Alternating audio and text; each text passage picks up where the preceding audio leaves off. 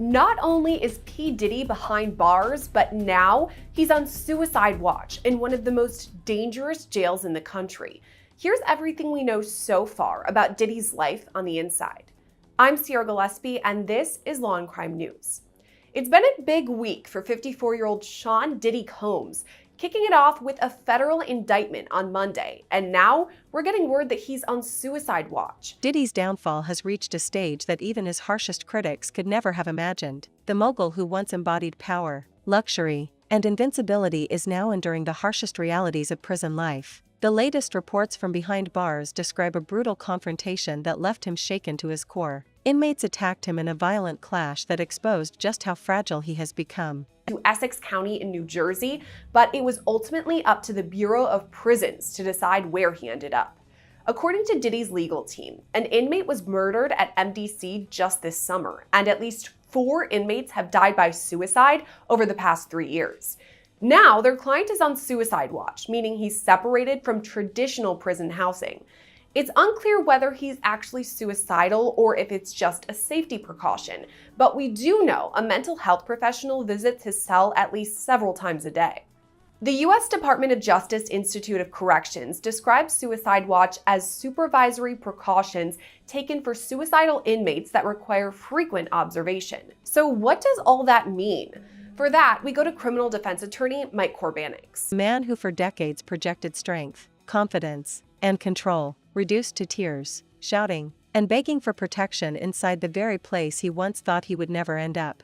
From the moment Diddy stepped inside prison walls, the atmosphere around him was tense. Everyone knew who he was. Inmates whispered his name, guards gave him wary glances, and the weight of his reputation followed him into every corner of the facility. He was not just another inmate. He was a target, someone who carried both fame and controversy into an environment that thrives on hierarchy and intimidation. I'm wondering if that's why they placed him on suicide watch now, kind of what you were saying, protective coverage, because he is such a high-profile inmate. Do you think that could be part of it?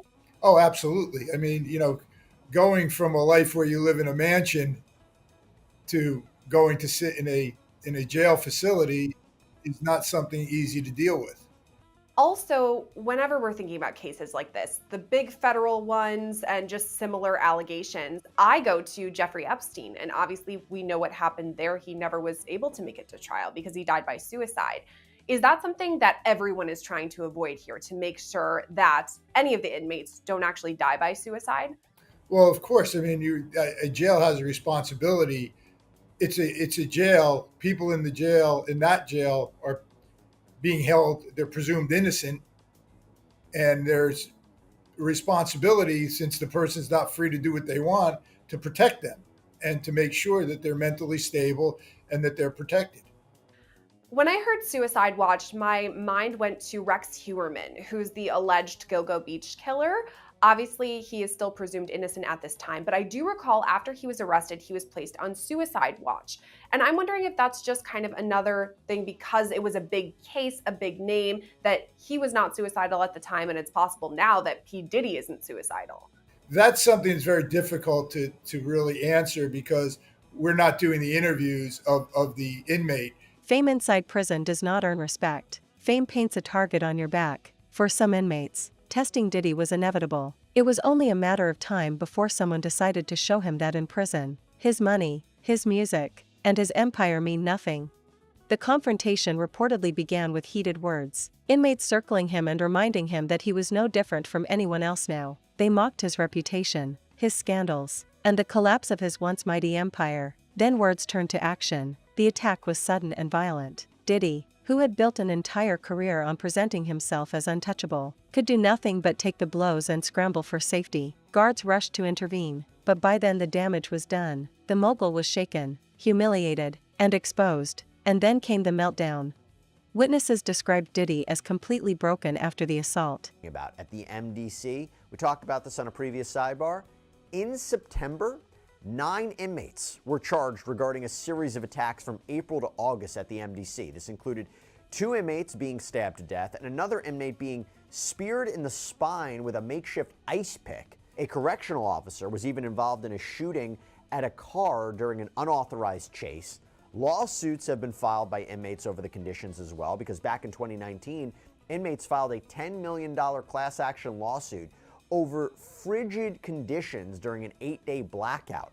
R. Kelly ended up suing the jail for wrongfully putting him on suicide watch after his sentencing in 2022. Sam Bankman-Fried, you remember, the disgraced FTX founder, his attorney said that he survived on bread, water, and peanut butter because the jail didn't provide him vegan food while he was there. And apparently the conditions within this facility are so bad, they're so severe, that at least one judge refused to impose a prison sentence if it meant the defendant was going to be confined at the MDC. Back in August, U.S. District Judge Gary R. Brown of the Eastern District of New York sentenced Daniel Colucci to 9 months of imprisonment after pleading guilty to charges of tax fraud. But in a written statement, Judge Brown said if the BOP, the Bureau of Prisons, opts to designate the MDC as the relevant facility, then the imposed term of imprisonment will be vacated. And in its place, the defendant shall serve 9 months of home incarceration with electronic monitoring. Judge Brown reportedly highlighted even further examples of the MDC's failings that had occurred just in the 5 months prior to his opinion. That included a situation where incarcerated individuals were forced to provide medical care for one another because prison staff was just not available. MDC's panic button was inoperable. Other examples included photographs of gang members being taken while in their cells that were taken using mobile phones that were smuggled into the MDC. Allegations that prison staff had accepted thousands of dollars from inmates in exchange for smuggling in narcotics, cigarettes, cell phones. Last month, an inmate was charged in a murder-for-hire plot that led to the death of a 28-year-old woman outside of a nightclub in New York City. And last December, U.S. Attorney Damian Williams issued the following statement on the details of this murder conspiracy, saying, Dahan McBean and his co-conspirators carried out an elaborate plot to murder another individual by causing others to shoot at the target several times in New York City. During one of those shootings, an innocent bystander, Clarissa Burgos, was killed. McBean allegedly directed this murder plot using a contraband cell phone from within a federal jail while waiting to be sentenced for a separate gang-related shooting. According to the Federal Bureau of Prisons, the jail houses over 1,000 inmates of both genders, and despite the deplorable conditions, MDC has a history of housing some very high-profile inmates. I mentioned it before. R. Kelly, Sam Bankman-Fried, Ghislaine Maxwell was also housed there at one point. Combs and Bankman-Fried, by the way, they're actually being housed apparently in the same section of the facility. It's a unit for high-profile inmates or those that require special attention or special protection. In the past, Ja Rule served there on gun charges. Reverend Al Sharpton went on a hunger strike while serving a 90-day sentence in the MDC in 2001. This was because he was protesting the U.S. Navy bombing of an island in Puerto Rico. He shouted at the guards, cried out in anger, and demanded protection. The composure he once relied on in public was gone. This was not the confident mogul seen on red carpets, flashing smiles and wearing expensive suits. This was a man overwhelmed by fear, stripped of his pride, and reduced to desperation. He pleaded for transfer, for safety, for anything that could shield him from the reality of his new life. His meltdown echoed through the facility, and those who saw it knew that any trace of his old power had vanished. The meltdown was more than just a reaction to violence. It symbolized the collapse of everything Diddy once stood for. His career had been defined by control. He controlled his image, his narrative, his businesses, and even the people around him. In the music industry, he was the gatekeeper, the man who decided who got opportunities and who was left out. He commanded attention, demanded respect, and built an empire that made him one of the most powerful figures in entertainment. But prison strips away control. It strips away illusions. And when the attack happened, the illusion of control disappeared with it. Trial. In fact, in a memo supporting this request, U.S. Attorney Damian Williams said that Combs is prone to violence, that he's a flight risk, that he poses a significant danger to the community. There were also allegations that he was reaching out to witnesses and alleged victims, providing them false narratives.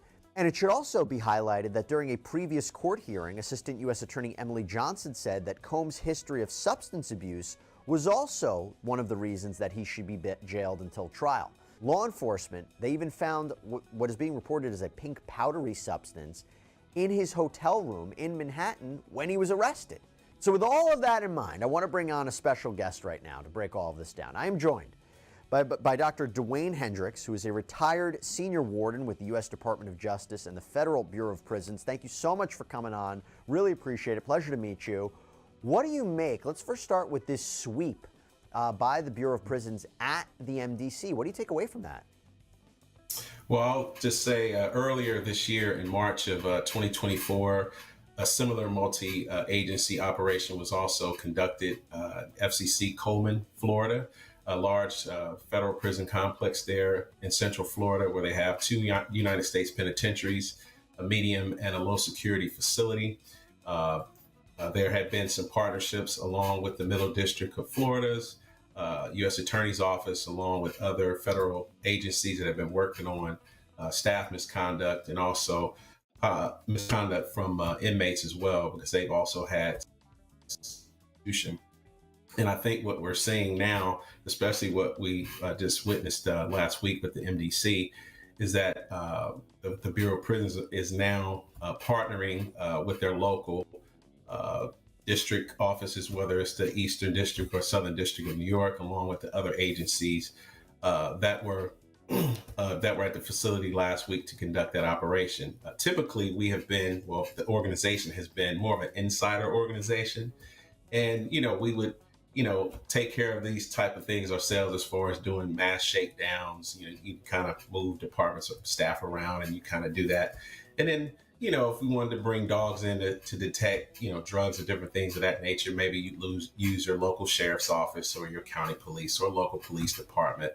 But I think as an organization, I think they're trying to be a little bit more transparent with all the different allegations and different things that have gone on across the country, not just at the MDC, but in terms of what you were describing earlier, MDC Brooklyn has had several big issues happen historically, dating all the way back to the 90s when the institution was activated. First, in 1997, there were 11 staff members who were convicted of accepting bribes from local organized criminals, along with 9 civilians. They were smuggling in food as well as alcohol, and they were also hosting some of their business associates at the institution. In 2007, a captain, chief of security, was also convicted of crimes of, over a beating of an inmate and covering up that beating.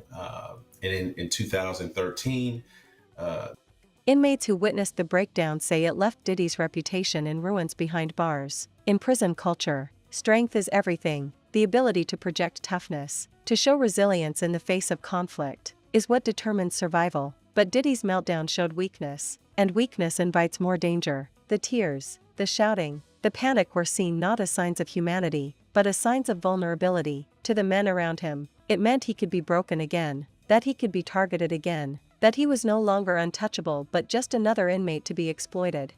The psychological weight of this moment cannot be underestimated. For decades Diddy believed he was invincible. He surrounded himself with wealth, luxury, and power, convincing himself and the world that nothing could bring him down. Even as accusations mounted against him, he acted as though they were minor inconveniences, obstacles to be swept aside with money and influence. But the reality of prison has shattered that illusion. The man who once stood as the life of the party, the ruler of his empire, now stands as a broken figure, terrified of what each new day behind bars will bring.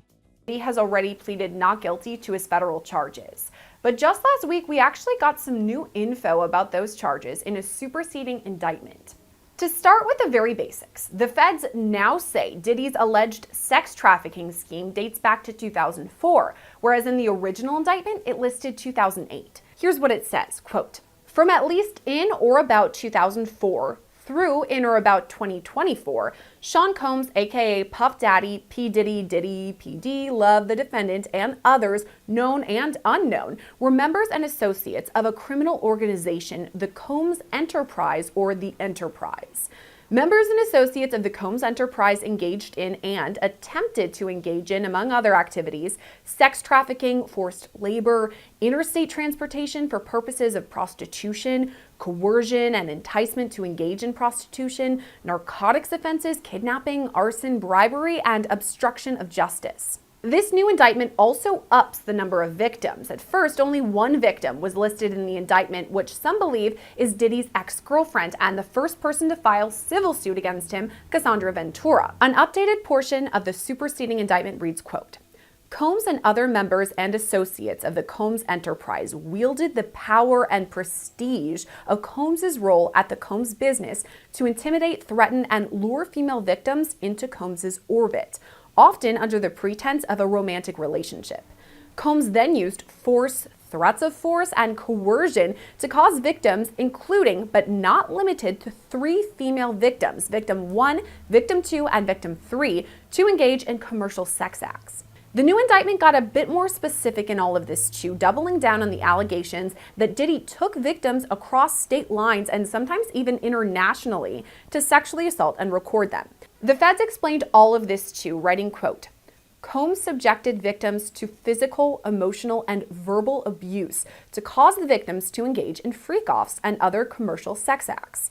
Combs maintained control over his victims through, among other things, physical violence, promises of career and financial opportunities, granting and threatening to withhold financial support, and by other coercive means, including tracking their whereabouts, dictating the victim's appearance, monitoring their medical records, controlling their housing, and supplying them with controlled substances.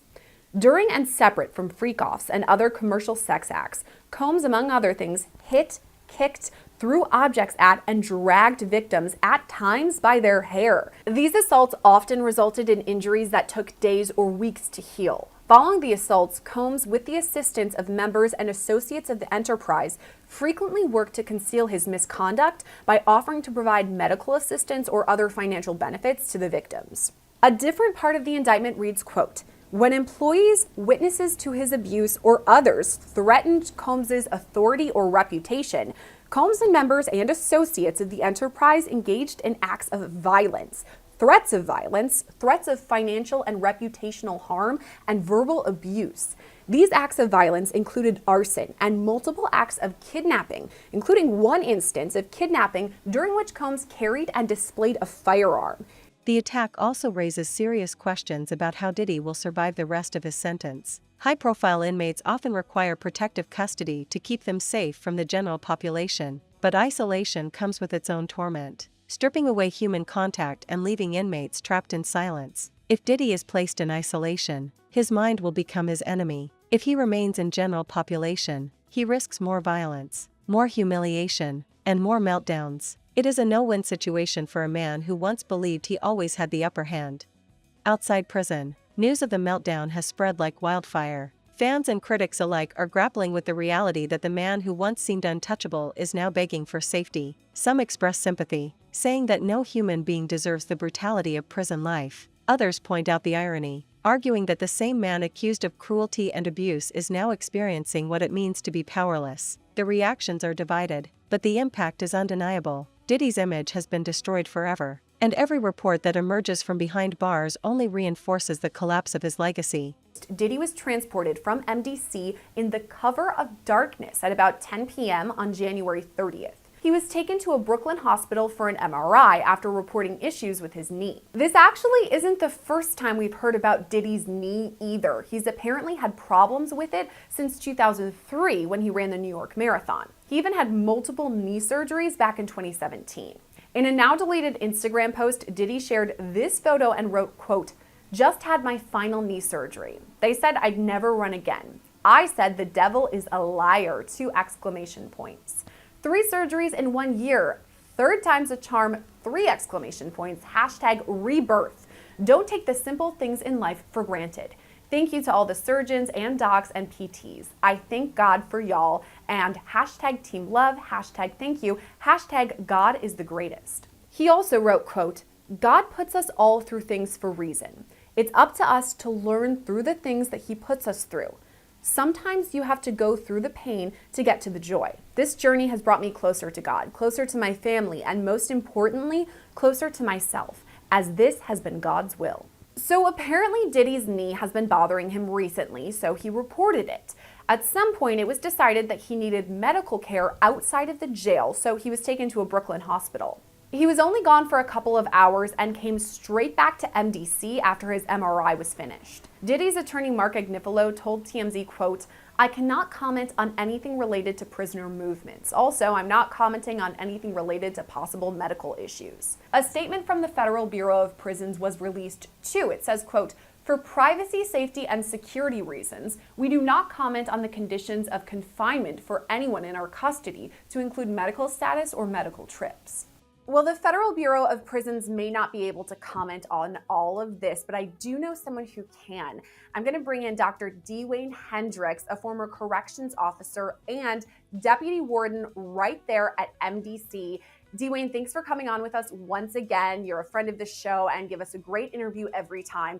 And what I wanted to ask you about today is Diddy leaving MDC to go to the hospital. Is this a big undertaking? Not necessarily.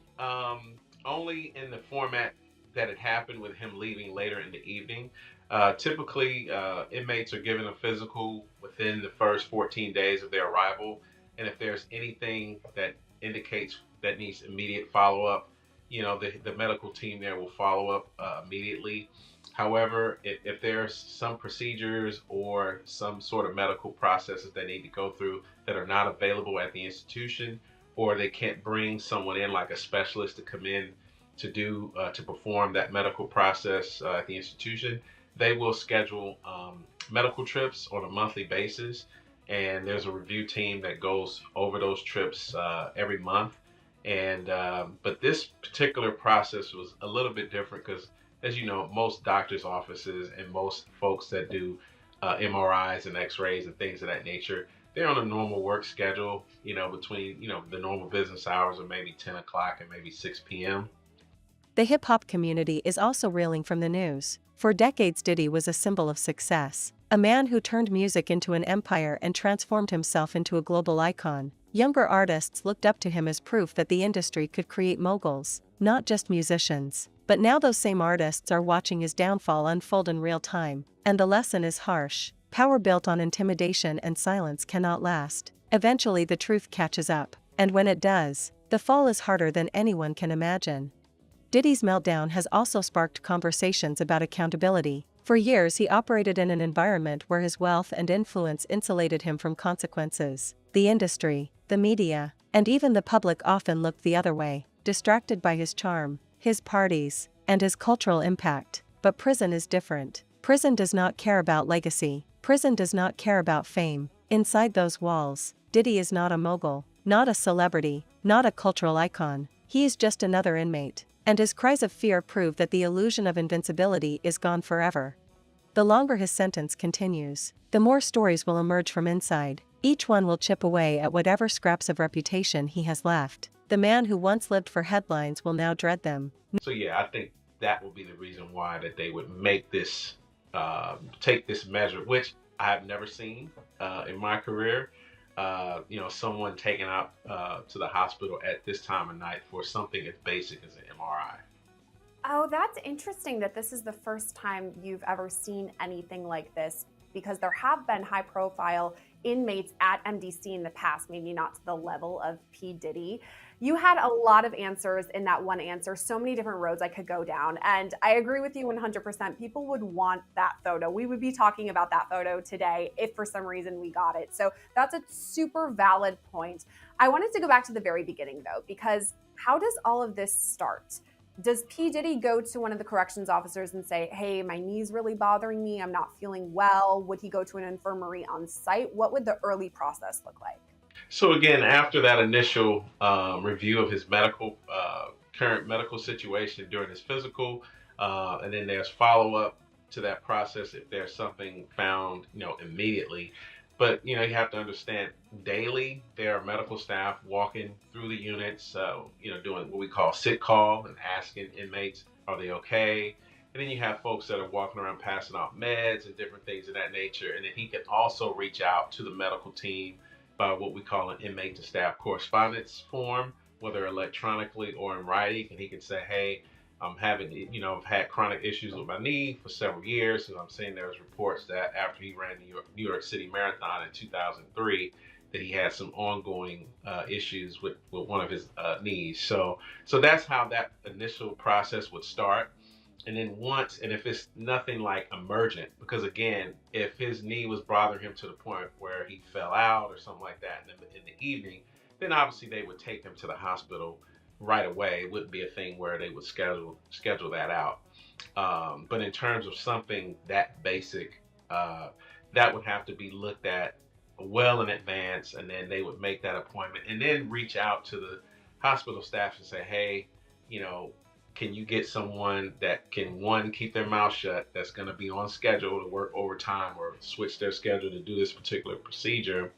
Can they keep their mouth shut and not expose that, hey, we're going to bring him out into the community for a couple of hours to do this process? So there had to be some high level planning, not just at the local institution and the local hospital, but obviously probably at the regional office level and maybe even at the DOJ level, saying that, hey, this individual is going to be going out for a short period of time.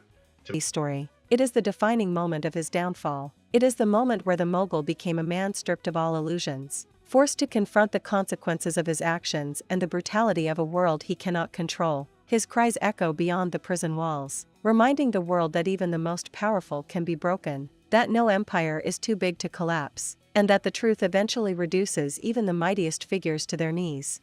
The man who once lived at the center of the spotlight is now left in darkness, his every move defined by fear and humiliation. His meltdown will not be forgotten by the inmates who saw it, by the guards who witnessed it, or by the world that now knows the details. It is etched into his legacy, forever tied to the name that once represented success and ambition. Diddy is no longer untouchable. He is no longer powerful. He is no longer in control. He is just another man in prison, broken by violence, consumed by fear, and haunted by the reality that this is his life now.